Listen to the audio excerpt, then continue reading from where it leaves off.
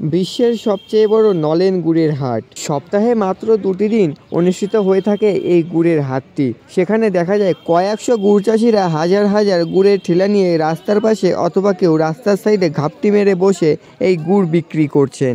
দু একটি ঠিলে বাদ দিলে প্রত্যেকটি ঠিলেতেই নাকি একদম খাঁটি নলেন গুড় পাওয়া যায়। আর তাই তো বহু দূরান্ত থেকে কিন্তু গুড় প্রেমিকরা প্রত্যেক শীতে ছুটে আসেন মাঝদিয়ার এই নলেন গুড়ের হাটে। তবে এই মুহূর্তে সামনে যে খোলা মাঠটি দেখতে পাচ্ছেন, মাঝদিয়া রেল স্টেশন থেকে বেরিয়ে গুড়ের বাজারটি শুরু হয় আর এই হাটে এসেই কিন্তু সমাপ্ত হয়ে থাকে। সাধারণত এখানে কিন্তু ফাঁকা মাটির ভাঁড়গুলো কিন্তু পাওয়া যায়, যেগুলো কিন্তু কলকাতা ও বাইরের গুড় ব্যবসায়ীরা কিনে কিন্তু বাইরে গুড় সাপ্লাই করে থাকেন।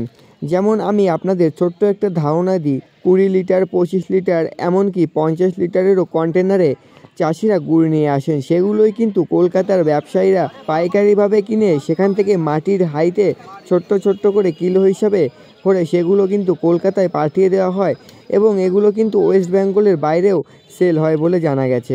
মাঝদিয়া রেল স্টেশন থেকে 5 মিনিট পায়ে হাঁটা দূরত্ব এই গুড়ের হাটটি সপ্তাহে 2টো দিন, রবিবার ও বুধবারে অনুষ্ঠিত হয়ে থাকেন। মাঝদিয়ার আশেপাশে থাকা প্রায় 10টি অঞ্চল থেকে ও তার আশপাশ থেকে কিন্তু গুড় ব্যবসায়ীরা, গুড় চাষিরা গুড় নিয়ে সপ্তাহে 2টি দিন উপস্থিত হয়ে থাকেন খুবই সকাল সকাল। সকাল 6টা থেকে দুপুর 12টা পর্যন্ত এই বাজারটি খোলা থাকে, কিন্তু 10টার পর থেকে কিন্তু ভাঙা বাজার শুরু হয়ে যায়।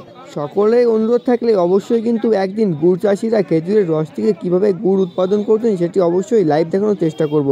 তবে আজকের ভিডিওটি কেমন লেগেছে অবশ্যই কিন্তু কমেন্ট বক্সে জানাতে ভুলবেন না। এছাড়াও যারা যারা আমাদের এই ইউটিউব চ্যানেলে নতুন, তারা অবশ্যই আমাদের চ্যানেলটি সাবস্ক্রাইব করে পাশে থেকে বেল আইকনটা প্রেস করে অল করে রাখবেন আরও এই ধরনের নিত্য নতুন ভিডিও নোটিফিকেশানগুলো পাওয়ার জন্য। এছাড়াও আপনারা গ্রামে বা শহরে যদি কোনো ভালো ফুডের সন্ধান থাকে অবশ্যই কিন্তু কমেন্ট বক্সে সেটি জানাতে ভুলবেন না।